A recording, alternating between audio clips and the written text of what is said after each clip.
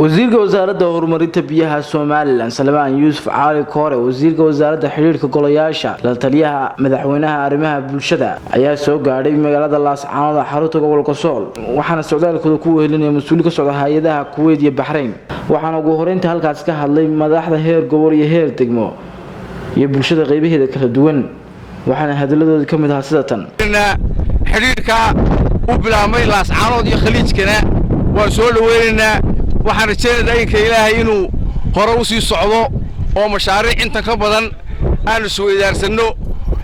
maanta laga bilaabo meelo badan laga dhisi jiray gobolka Sool inuu keeno waxay daawo ka tahay in caruurtan agoonta ay wax barato runtii wax badan baynu wax barashada khayriga ay dhibaato ku in badan تعب هذين إنه هلنا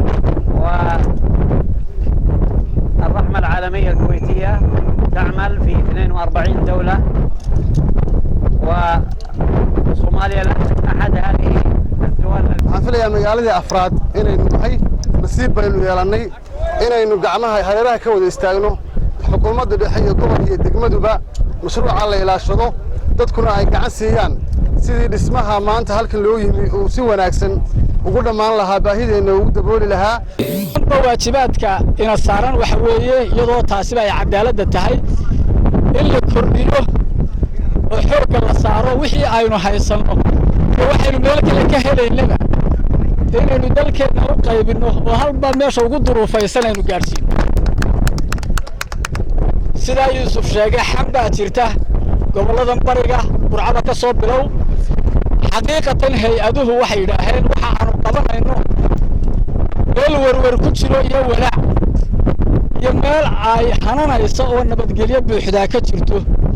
أناقا واحد نوفي عاد صدقات عنو بحيننا إنه كوب أحضر ميدال كيدو الديارو يهي ما أنت واحد ودنا مشروع كان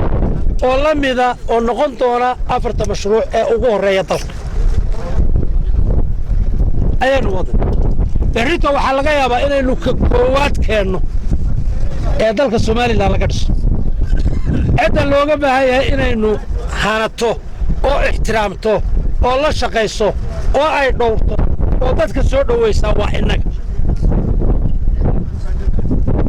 aynu ka saaro calaamadda ah Laascaanood ma laga dhisi karo Farxaan Maxamed Caydiid wararka warbaahinta RTN Laascaanood